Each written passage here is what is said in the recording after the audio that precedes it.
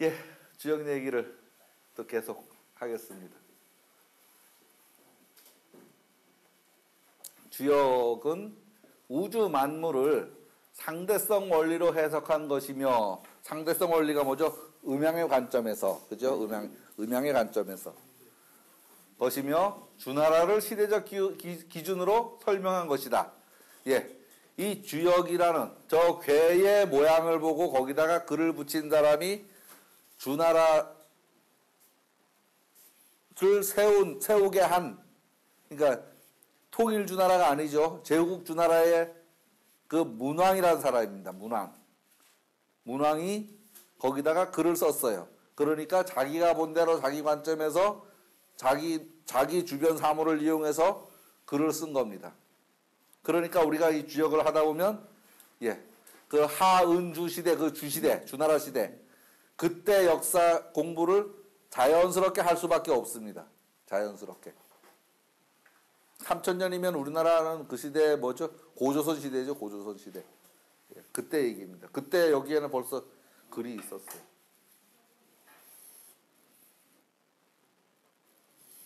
예. 여러 이야기들을 다시 정리합니다. 주역은 우주 만물과 시간과 공간을 포함하며 눈으로 볼 수 있는 것, 눈으로 볼 수 없는 것을 상대적인 원리로 파악하고 해석한 것입니다. 이 주역을 글로 옮긴 것은 주나라 문왕입니다. 이 주역의 무대는 주나라 때의 이야기들로 이루어져 있습니다. 지금부터 약 3000여 년 전 은나라가 멸망하고 주나라가 등장하는 그러한 시기입니다. 아까 설명드렸던 거죠. 우는 동서남북 상하사방을 합해서 우라고 말한다. 공간적인 말이다. 주는 고구막내, 옛날과 지금과, 예, 그것을 말해서 주라고 말한다. 시간적이다. 공간과 시간, 예, 을 말한다라고 합니다. 삼역과 주역의 구성, 이런 게 있네요. 이 주역이, 그렇죠, 어느 날 갑자기 생긴 건 아닌 것 같아요. 그 역사를 두고서 오랜 기간 동안 기층 민중에 흘러내려오던 것이 어느 날 정리됐다, 이렇게 생각해야 될 겁니다. 이 신농시, 황제시, 황제, 이런 때는 역사에 있는지도 모르고 상상인지도 모르고 신화인지도 모르고 그렇습니다. 지금 은나라도 사실 신화라 그랬는데 은어가 발굴됨으로써 역사에 편입이 됐죠. 아, 실제 그런 게 있었다라고 이제 인정을 하는 거잖아요. 이런 신농시 시대에는 연산역이라는 게 있었다고 합니다. 간계로 시작된다고 하고요. 그 다음 황제 시대에는 귀장역이라는 게 있었다고 합니다. 이거는 곤계로 시작된다. 아마 지금 간계는 저게 중산간 그렇거든요.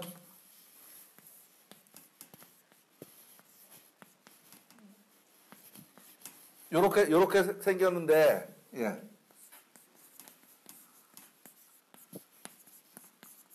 중산간, 간계다. 연산, 산이 연이어 있다. 요것도 산, 요것도 산. 예. 뭐 그런 건지도 모르겠습니다. 귀장, 예. 감춘다는 얘기죠. 곤깨는 감추고 싸고 그런 덕이 있습니다. 그래서 귀장역이라고 말했는지도 모르겠습니다. 이 두 개는 전래되지 않는다라고 지금 여기에 있는데, 제가 풍수 공부를 해보면서 그쪽에서 약간의 이야기들이 있습니다. 약간의 이야기들이. 그리고 아직 책은 못 읽어봤는데, 예, 귀장역이라는 책을 한 권 구했습니다. 근데 뭐 해설본도 없고 그러니까 아직 못 읽어봤는데, 어쨌든 그게 진짜 여기서 이게 없어졌다는 건 그건지 아니면 다른 건지 그거는 아직 모르겠습니다. 그리고 예, 지금 우리가 배우는 것은 주역이다. 예, 건계로 시작된다. 건계로. 지금 이 우리 그 괴의 배열이 여러 가지가 있습니다. 건, 곤, 둔, 몽, 수송, 사 가는 것도 있고요. 선천역은 또 그렇지 않죠. 선천역은 다릅니다. 또 잡계전 보면 잡계전은 또 순서가 또 다르죠. 백서주역 보면 또 그것도 또 순서가 또 다릅니다. 순서가 다르다는 얘기는 결국 다른 이야기 하고 있는 중입니다. 주역이라는 것은 주나라 시기에 어느 날 갑자기 생긴 것이 아닌 듯합니다. 그저 오래된 동양의 개념들의 집합이 아닌가 하는 생각이 들어갑니다. 처음으로 궤를 그은 것이 지금부터 5천여 년 전 복희의 시대라고 합니다. 물론 지금은 신화의 세계로 생각하고 있는 그러한 때입니다. 그러니까 주역 이전에도 어떤 형태의 것은 있었다는 말입니다. 연산역이라는 이름으로 신동시 시대에 있었다고 합니다. 귀장역이라는 이름으로 황제 시대에 있었다고 합니다. 다만 위 두 역은 전래되지 않는다고 합니다. 그러나 다른 문헌에 언뜻 그 모습을 유추할 만한 단서들은 남아있는 것 같습니다. 그리고 현존하는 지금 우리가 보고 있는 이 역이 바로 주역입니다. 아시다시피 건꾀를 머리로 하고 기재 미재를 끝으로 하는 그 주역입니다. 지금 우리가 가지고 있는 그 책이요. 예.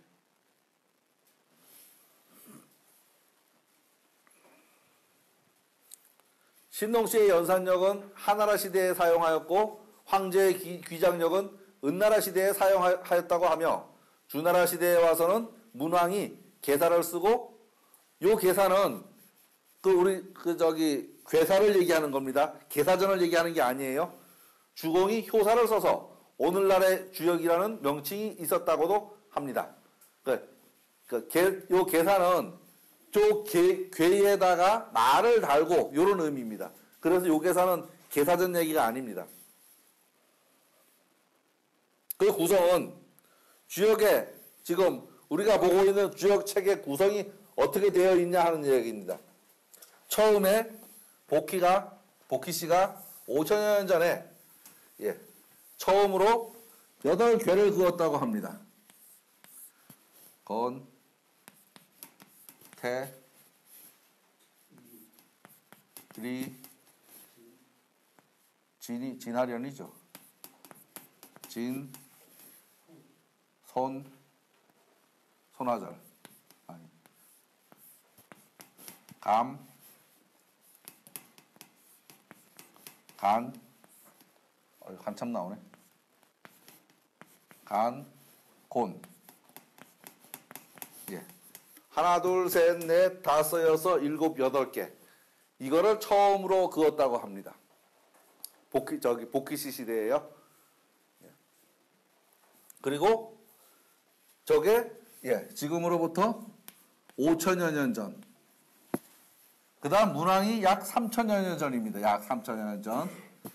문왕이 유리옥에서 요 유자는 되게 어려운데요. 그냥 동네 지명입니다. 지명. 뭐 글자가 저는 이 글자가 무슨 뜻이 있나 엄청 오래 찾아봤는데 별 얘기 아니고 그냥 유리라는 동네입니다. 동네 이름입니다. 동네 이름. 유리에 있는 감옥. 그게 유리옥입니다. 문왕이 유리옥에 7년간을 갇혀 있었습니다. 그때 문왕이 요 궤에다가 말을 달았습니다. 말을. 그러니까 한자로다가 글을 쓴 겁니다. 처음으로다가. 그것을 연역했다라고 표현합니다. 연역했다. 지금 보면 건, 원, 형, 이정 요거를 이 문왕이 달았다고 합니다. 3천여 년 전에. 그 다음요.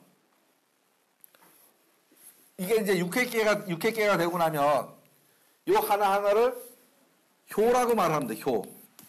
요 글자도 딱 요거 지칭하는 글자입니다. 다른 데 쓰이지도 않는 글자예요.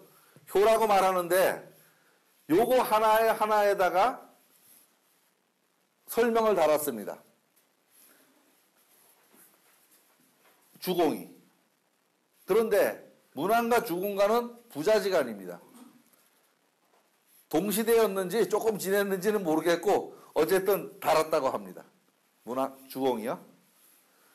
그리고 공자가 약 500여 년이 지나서 지금으로부터 약 2500여 년 전에 그러니까 공자가 몇 살 때 이걸 했는지에 대한 그런 건 없으니까 대충 그냥 그때쯤 이렇게 하고 가도 괜찮습니다. 공자 생물연대는 따로 외우면 되는 거고요. 10개의 전과를 만들었다. 지금 이 작대기를 보고 그 시대 사람들이 이해를 못하니까 문왕이 여기다가 설명을 하나 달았어. 다시 이 작대기에 변화가 있는데 그 변화를 주공이 설명을 달았어. 그게 3000년이고 그러고서 대충 500년이 지나서 공자 시대의 공자가 여기에다 그 시대에 오면 이게 뭔 말인지 또 모르죠. 여기에다가 하나하나 다시 설명을 달았어요. 500여 년이라고 말하면 어느 정도 거리냐 하면 시간상으로 고려가 망하고 조선이 된 게 언제쯤입니까? 한 1500년대쯤이죠. 1400년. 예. 그러면 대충 한 500년, 600년 되잖아요. 불과 100년 전 글도 읽어보면 우리 못 읽어요. 아니, 한자 한문 말고 한글도. 그러니까 이때도 시대가 많이 변해서 그때 사람들이 이거를 이해할 수 없었을 거예요. 그러니까 여기다가 다시 공자님이 설명을 다른 거예요. 설명을. 그런데 이 설명을 다른 게 달면서 공자의 그 시각이 여기에 딱 배겨버렸죠. 제 생각에는 개사와 효사만 놓고 보면 이거는 전혀 윤리적이지도 않고 전혀 뭐 그런 거 없습니다. 그냥 자연현상을 있는 그대로 보이는 그대로 기록해 놓은 거라고밖에 할 수 없어요. 그런데 거기에다가 공자가 설명을 다는데 이거를 육아적인 그런 관점에서 설명을 계속 달아놓은 거예요. 그래서 우리가 지금 보는 이 주역이 된 겁니다. 착한 말할 유 그러는데 이것 뜻도 필요 없고요. 이 글자도 여기서밖에 안 써요. 이 글자도.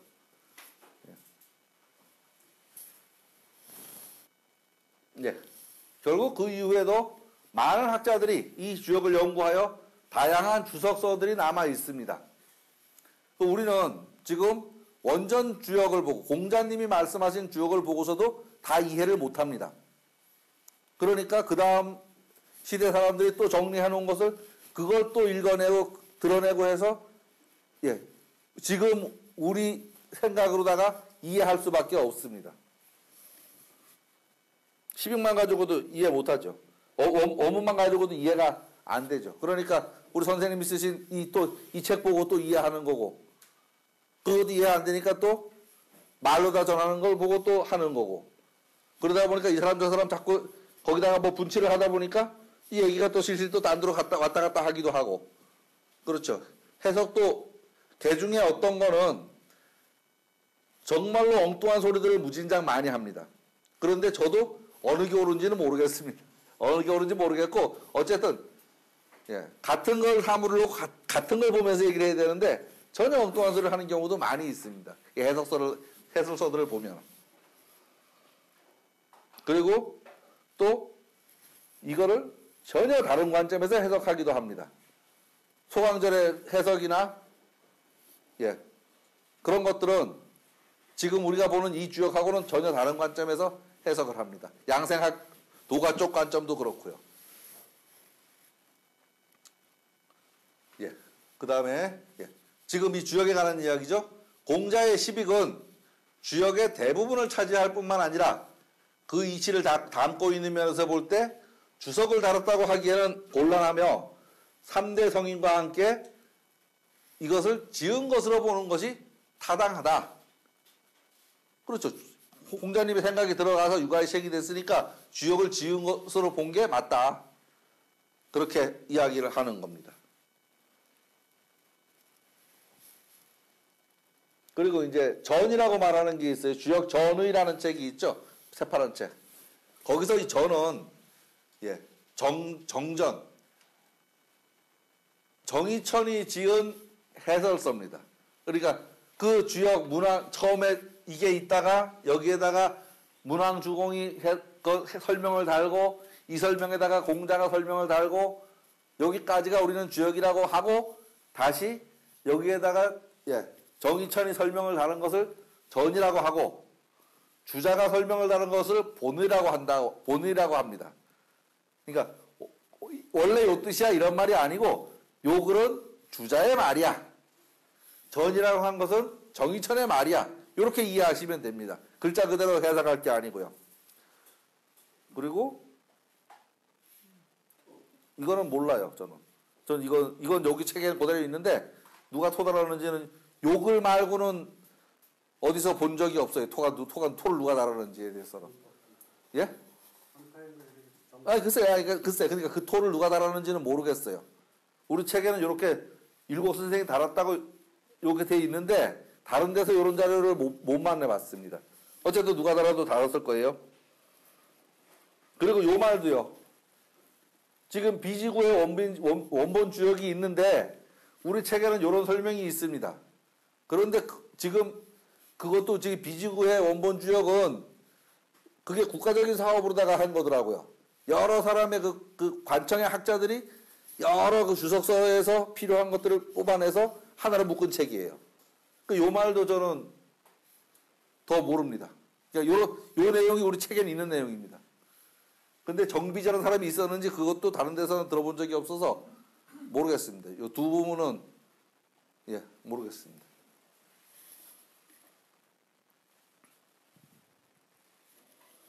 예. 이 이야기는 계시던 분들은 다 아는 이야기고요. 이제 새로 오신 분들한테 지금 우리 제천에서 지금 주역이 어떻게 돼서 여기까지 왔냐는 이야기를 지금 말씀드리려고 정리를 했습니다. 사실 이 얘기는 뭐 다르게는 별로 해볼 기회도 없는 얘기고 또 다른 사람들은 관심도 없는 얘기들이죠. 예. 지금부터는 주역이 우리 제천에까지 전해진 이야기를 하겠습니다. 물론 이 얘기는 어디서 본 게 아니고 그냥 제 생각 정리한 겁니다.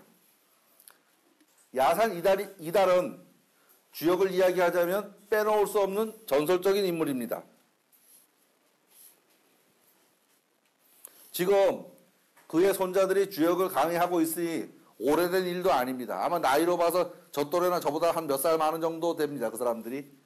다만 어떤 자료를 보아도 누구에게 배웠다는 말은 듣지 못했습니다. 어찌되었든 주역에 관한 한 독보적이고 많은 이야기들이 남아 있습니다. 주역이 공자에서부터 뛰어왔지만 그 중간에 어떻게 왔는지는 모릅니다. 그러니까 공자의 그 도학이 주자에서부터 뻥 뛰어가지고 송자로 건너오죠. 그리고 제천으로는 화서로 넘어오잖아요. 시대를 뛰어넘어서 그죠? 그걸 도맥이라고 말해요. 어쨌든 그 중간은 모릅니다. 예? 우탁 얘기도 있긴 있죠. 중간에. 그 주역이 우탁 선생이 가지고 왔다. 이런 말도 있긴 있죠. 어디까지냐? 여기죠, 이제. 예. 그의 제자 가운데 아산 김병호가 있었습니다. 야산 이후 아산이 경양 각지에서 주역 강의를 하였다고 합니다. 오래된 신문 뒤져보니까 신문에 광고 주역 강의합니다. 김병호하고 광고 있더라고요. 신문 광고에 있더라고요. 찾아보니까요. 거기 밑에 광고란이 있죠? 조그만 광고. 거기에 있는 걸 봤어요. 지금의 대산 선생은 아산이 작고한 이후에 강의를 시작하였다고 그의 저술에서 말하고 있습니다. 그러니까 지금 일강 선생님이 강의를 시작했을 때나 대산 선생님이 강의를 시작했을 때나 거의 시기는 같다고 봐야 합니다. 그러니까 김병호 아산 선생님이 강의할 때는 대산 선생님 강의를 안 했으니까. 그리고 나이 차이도 이 두 양반 중간쯤 되죠. 지금 우리 일강 선생님보다 한 10살 정도 많으시고 아산 선생님보다는 한 10살 정도 적고 그 정도 됩니다. 지금의 이렇게 말합니다. 아산의 아들이자 제자인 일간 김준기 선생님이 약 30여 년간 제천에서부터 부산까지 오르락내리락 하면서 강의를 하셨습니다. 전부 10군데 끝나고 보니까 10군데더라고요. 중간중간 했다 없어졌다 한 데도 몇 군데 있어요. 단양에서도 한 번 했다가 없어지고 또 다른 데서도 강의를 한 해 정도 했다 없어졌다 한 데도 더러더러 있고 마지막에 이제 10군데 남았었습니다. 그 명칭을 열거해 보면 대구는 이택회라 그랬습니다. 조 글자는요, 여태케라고 읽으면은 주역 공부를 안 한 사람입니다. 이태케라고 읽어야 됩니다. 걸릴리 그럽니다. 고울여 그러는데 걸릴리 그렇게 해서 그래서 이태케라고 해야 됩니다. 그리고 부산에 지지회라는 게 있었고, 지지회가 가장 오래되진 않은 모양인데 거기에는 고수들이 많아요. 한 30년 공부했다는 분들도 많이 있어요. 그러니까 선생님이 아니요, 김병호 선생님이 할 적에 공부했다는 분들도 있더라고요. 거기는 부산 사람들은. 그리고 안동에 지지회라는 게 있었고요. 글자가 다릅니다. 한자가. 구미에는 중정회라는 게 있었고, 경산 양현회, 그리고 우리 제천, 상주 산택회, 칠곡 이섭회, 예천 상현회, 영주 명덕회 등 10곳의 지회가 운영되고 있었습니다. 그 가운데 우리 제천 양정회는 2000년 11월 6일에 제천에서 처음 강의가 있었습니다. 그 이전에는 단양에서 4년간 강의가 있었다고 합니다. 지금으로 따지면 17년째 운영되고 있죠. 요 날짜는 저기는 깃발에 보면 날짜가 딱 찍혀 써 있어요. 그래서 잃어버리지도 않아요. 깃발에 보면 언제 시작했다고 딱 써 있어요. 예. 그래서 2004년도 11월에 처음 30명이 수료를 했다고 기록에 있습니다. 30명이. 그리고 2008년에 17명. 요때는 없어지네 만에, 그때 이제 유예 시장에서 강의를 했었어요. 없어지네 만에 하는 소리를 무진장 많이 했었죠.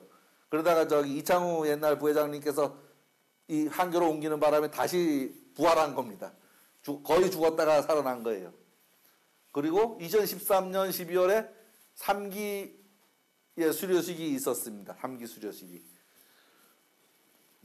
그리고 지금 이 주역을 거쳐간 인사들을 다 하면은, 그 명단은 다 입회원서 다 받아놓은 게 있었으니까, 수백 명에 달합니다. 그리고 지금은 4기가 진행되고 있는 중입니다. 지금 4기.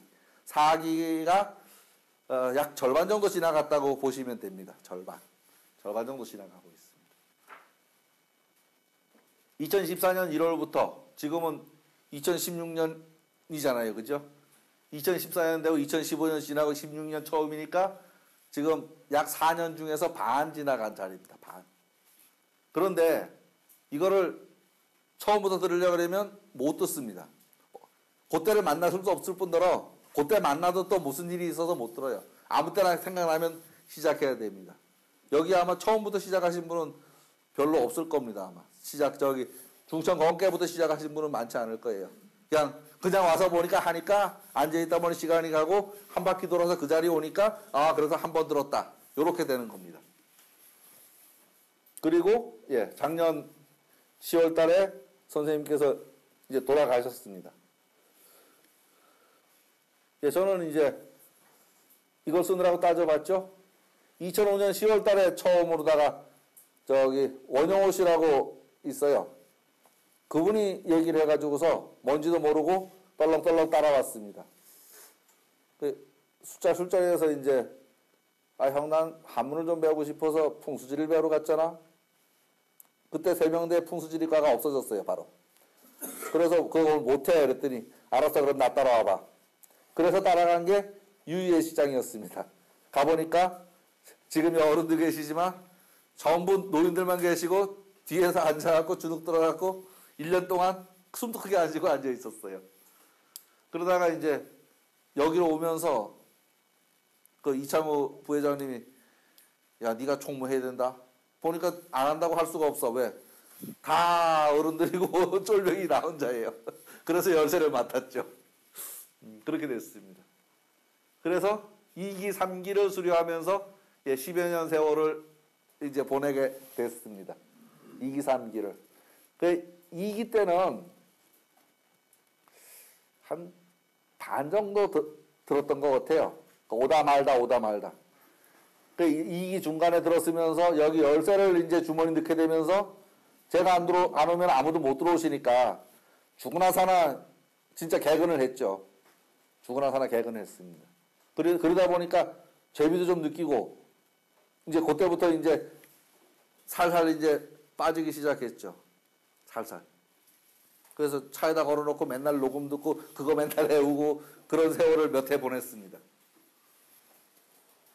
지금 이제 이 얘기를 이제 여기서 제가 일어서서 말씀드리는 거는, 여기 계시는 분들이 저보다 훨씬 많이 공부하신 분도 계시고, 훨씬 더 이해가 깊으신 분도 계세요.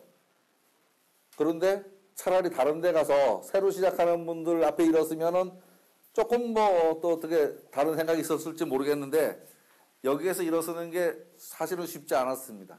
회장님께서 또 많이 뭐 뒤에서 막 떠대 밀고 이제 그런 것도 있었지만, 지금도 마찬가지입니다. 지금도 뭘 안다고 앞에서 말하기는 대단히 조심스럽고 그렇죠.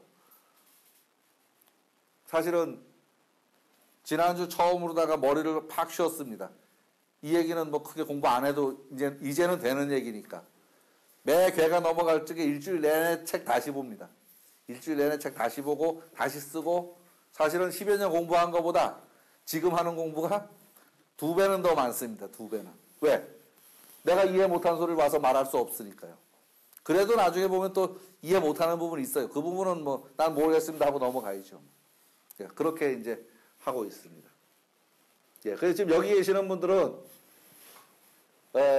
아산학회가 아산역경연구원이 뭐 어떻게 될지는 아직은 모르겠습니다. 모르겠는데 어쨌든 지금 제천 그러니까 시에서 보면 선비대학, 청풍선비대학 요번에 15기인가 뭐 그렇죠 아마? 몇 기더라? 시에서 보면 청풍선비대학 15기입니다. 15기고 아산학회로 보면 양정회 4기입니다. 4기. 그리고 끝나고 나서 한 70% 이상 출석하신 분들은 어쨌든 또 수료증을 어떻게든 이제 만들어야 될 겁니다. 이제 여기까지가 이제 그런 얘기를 했고요. 이제부터는 뭐 몇 가지 이제 기초적인 개념들 이제 그런 이야기를 하다가 마지막 이제 시간이 될 때까지 말씀드리겠습니다. 우리가 복희라는 얘기를 했는데요. 복희가 진짜 있었는지, 복희라는 걸 억지로 만들어서 가탁을 했는지, 제 생각에는 억지로 만들어서 가탁했다는 생각이 들어요. 복희라는 사람을 본 적도 없었는데 가상의 인물을 만들어서 하지 않았나 이런 생각이 듭니다. 여기서 희는 요거 의자 빗으로 만든 의자 아닙니다. 밑에가 달라요. 밑에가. 희는 요 희생이라는 뜻으로 원래는 요글자를 썼다고 합니다. 원래는. 요글자를 썼다고 하는데 중간에 바뀌었다. 그리고 복희는 또 다른 이름도 많습니다. 뭐 포희도 있고 다른 이름도 많습니다. 소는 인간 생활에 가장 유용한 동물이다. 복희가 인간 생활에 기여한 지대한 공로가 있다 하여 복희씨라 했다. 또한 태호 복희씨는 사신인수, 인수 우두의 영능이라는 설도 있다. 그렇죠? 저기 뱀 몸에 사람 머리. 그거 보면은 지팡이처럼 뱀이 이렇게 두 마리가 이렇게 꼬여서 이렇게 사람 머리 달린 그림이 있습니다. 그렇게 그려놓은 그림이.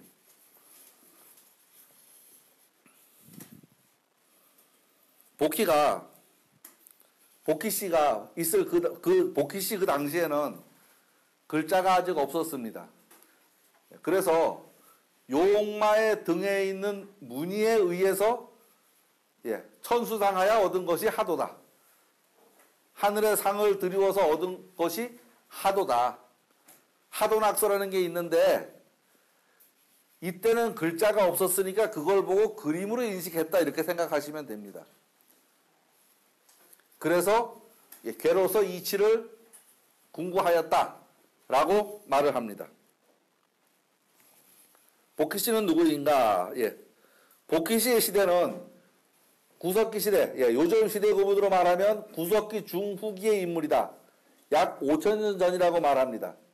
성은 풍이고 글자도 좀 많이 다릅니다. 복희, 포희, 복희, 희왕, 황희, 태호, 청제라고도 한다고 합니다. 희는 희생의 뜻으로 원래는 요런 희자였다라고 합니다. 원래는 요런 희자요. 주역 개사 하전 2장에 어떤 말이 있냐면 옛날 포이씨가 천하의 왕노릇할 때 우러러 하늘의 상을 관찰하고 굽어 땅의 법을 관찰하여 하며 새와 짐승의 무늬와 천지의 마땅함을 관찰하여 가까이는 자신에게서 취하고 멀리는 사물에게서 취하여 이에 비로소 팔계를 만들어 신명의 독에 통하고 만물의 그 정을 분류하였다. 노끈을 맺어 그물을 만들어서 사냥하고 고기 잡으니 이 꾀에서 취하였다라는 말이 있습니다. 복희씨 당시에는 문자가 없었습니다. 그래서 용마의 등에 있는 무늬에서 하늘의 상을 얻은 것이 하도입니다. 여기서 용마는 뭐 용처럼 생긴 말이라기보다는 제 생각에는 말의 한 종류 뭐 이렇게 생각하는 게 옳을 것 같아요. 그냥 말을 좀 이렇게 들어서 말하느라고 한 게 아닌가 이런 생각을 합니다. 다음요. 주역에서도 수를 이야기합니다. 수를. 그런데 이 수는 어쨌든 그 서양에서 말하는 그 수하고는 약간 뉘앙스가 다릅니다. 뉘앙스가. 수의 기원. 수가 어떻게 생겼냐 하는 이야기죠. 복희씨가 하도를 보고 알아낸 것이 1서부터 10이라는 10개의 숫자입니다. 이는 용마의 등에 그려진 그림을 보고 그 수를 알아냈고 이는 약 5천년 전의 일이라고 합니다. 문자가 없었던 시대이기 때문에 하숫가에서 용마의 등에 그려진 그림이라고 하여 하더라고 했습니다. 여기서 요 하수는요 특정한 강 이름입니다. 강 이름. 그러니까 우리는 낙동강 하잖아요. 그죠? 중국에서는 하 하면은 황합니다. 그리고 강 하면 양자강이고 그냥 하 하면은 황하, 강 하면 낙동강. 우리는 안 그렇죠. 또 좀 반대죠. 강 하면 좀 더 크고 하 하면 하천 하면 좀 더 작은 게 우리잖아요. 그런데 중국의 강 이름들은 보면 대개가 다 고유명사입니다. 뭐 요순이, 낙순이 하는 게 전부 강 이름이에요. 그러니까 일반 명사가 아니에요. 그게 다 고유명사입니다. 여기에서도 이 하는 그렇죠. 지금 황하의 어떤 지류에서 뭐 어떤 어디에서 뭐 그 정도로 생각하시면 됩니다. 수를 5으로씩 나누었죠. 1, 2, 3, 4, 5를 선천수라 그러고 6, 7, 8, 9, 10을 후천수라고 말합니다. 여기서 이 채용이 이제 처음에 참 저는 이해하기 무진장 어려웠었는데요. 1, 2, 3, 4, 5는 채가 되고 6, 7, 8, 9, 10은 용이 됩니다. 그리고 1, 2, 3, 4, 5는 생수가 되고 6, 7, 8, 9, 10은 성수가 됩니다. 생이라는 것은 처음 태어난다는 말이고 성은 이룬다는 말입니다. 그리고 이 5는 또 오행하고 관계가 있죠. 오행하고. 성수는, 이수는 오행의 5을 거쳐서만 성립합니다. 5가 지나서 하나 더 하면 6이 되고 2를 더하면 7이 되고 3을 더하면 8이 되고 4을 더하면 9가 되고 다시 더하면 10이 되고 그 얘기입니다.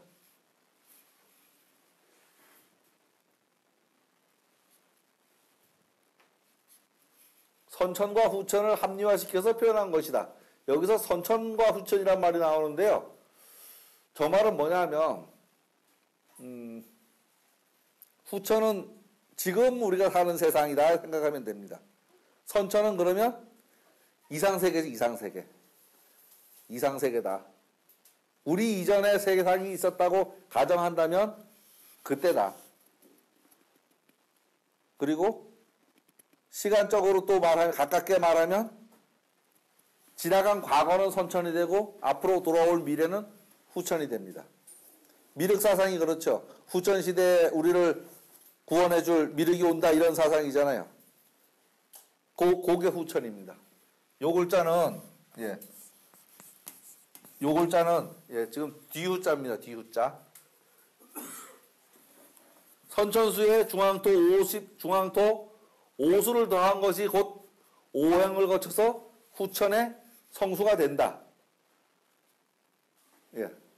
선천수 1, 2, 3, 4, 5에다가 하나씩을 더 줄줄줄줄 더해가면 그것이 후천수이다. 그렇게 생각하시면 됩니다. 상대적으로 볼 때는 체와 용이 된다. 요 체와 용도 제가 처음 공부할 때는 참 이해하기 어려웠습니다. 체는 뭔가를 이루는 본질입니다. 본질.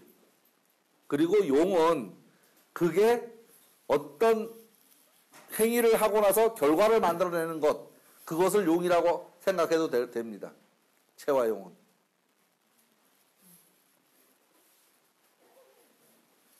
그렇게 생각하시고, 체용은 그러니까 어떤 사물, 그냥 그 기존에 있는 것, 그런 걸 체라고 생각하고, 용은 그것이 어떤 변화를 이루어서 뭔가를 만들어내는 것, 그것을 용이라고 생각하십시오. 그 다음에요. 또 숫자에서 홀수를 양수라고 합니다. 그리고 하늘수라고 말합니다. 하늘. 13579 홀수. 양입니다. 이것을 기호로는 이렇게 표현합니다. 하나로. 그 다음에 2468 10은 음수입니다. 땅의 숫자입니다. 기호로는 이렇게 표현합니다. 두 개로다가.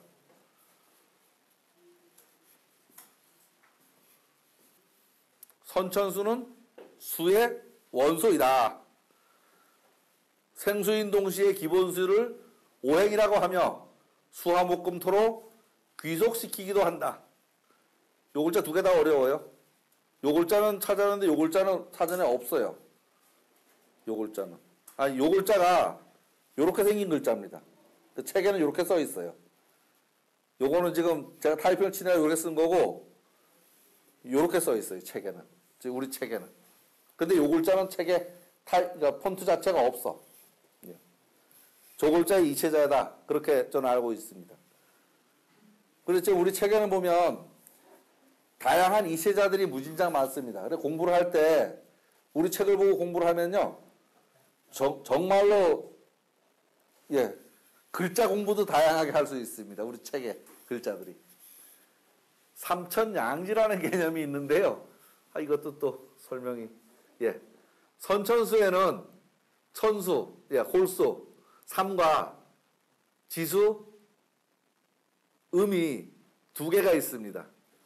무슨 소리냐 하면 1, 2, 3, 4, 5까지에는 아까 홀수가 천수라 그랬어요. 그러면 1, 3 해서 요게 두 개가 있고요. 5까지 세 개구나.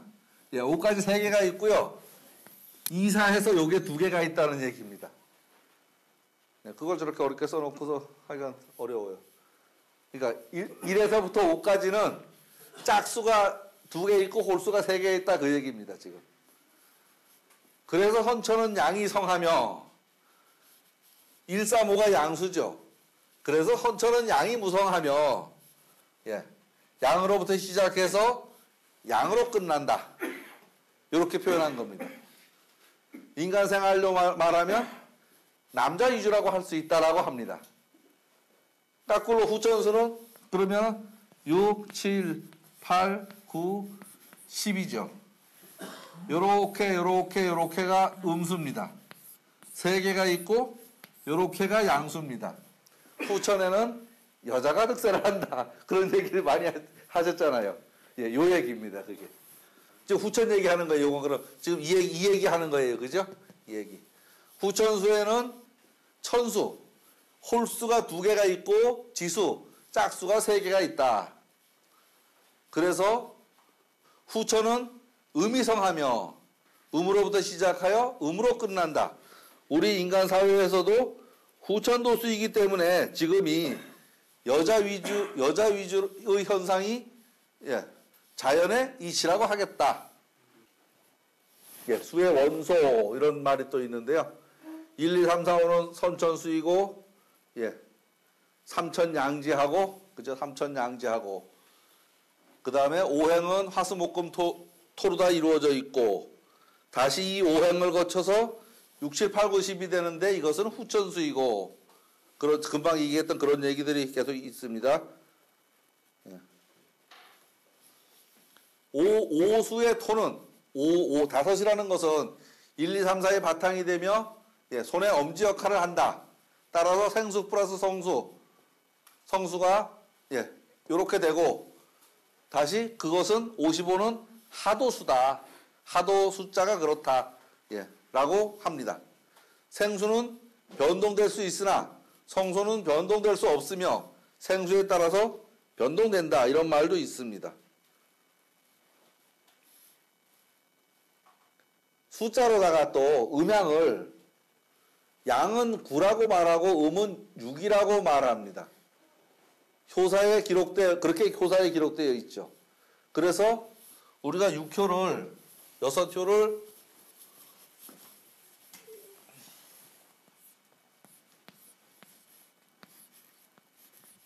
이래 거놓고 양효는 초9라고 말하고 요거는 6,2라고 말합니다.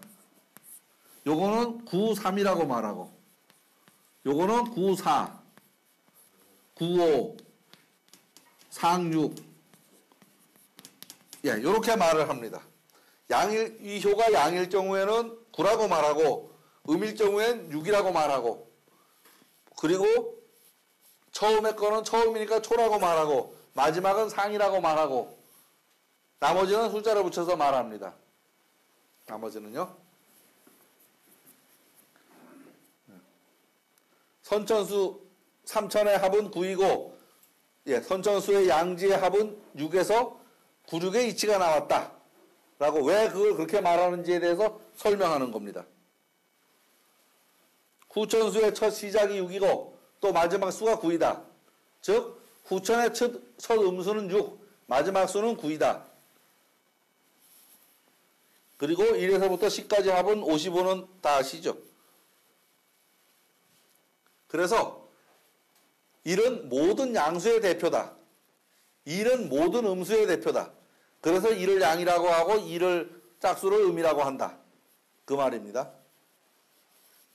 이 얘기는 좀 건너뛰고요. 그거를 표현하기를 쭉 붙은 것을 양이라고 하고 떨어져서 둘인 것을 음이라고 한다. 이거는 하나고 이거는 두 개다. 그래서 얘는 1이고 얘는 2다. 얘는 양이고 얘는 음이다. 그런 얘기를 하는 겁니다. 요 상이 배우자가 없으면 이루어지지 않는다. 그죠? 비유분리. 상은 즉 짝, 상대성이 아니면 성립될 수 없고 수는 비기불행, 수는 기수가 아니면 행동을 못한다. 그러니까 혼자서는 뭐가 안 된다 이런 말이죠. 둘 다. 즉 모든 것은 하나에서부터 시작하였다. 1육수 2칠화 3팔목 4구금 50도 기플러스는 상수. 이거는 뭐 별 얘기가 아닌 것 같고 시간이 다 흘렀습니다. 지금 이게 한 3분의 1 정도 말씀드린 것 같아요. 그 앞에 있는 것 중에서 한 3분의 1 정도 말씀드린 것 같은데요. 아마 이 정도도 처음 들으시는 분들은 벅찹니다. 무슨 말을 들었는지 할 겁니다, 아마. 그래서 요 정도로다가 마치고요. 나머지는 이제 공부를 해가면서 하나하나 읽는 걸로 하고요. 다음 주에는 이렇게 이제 책에 나온 이 내용이 아니고 우리가 괴를 설명을 제가 앞에서 계속 하잖아요. 괴를 설명할 때 거기에 나오는 용어들이 있습니다. 도대체 그게 무슨 의미냐 하는 얘기를 가지고서 다음 시간은 진행하겠습니다. 수고들 하셨습니다. 감사합니다.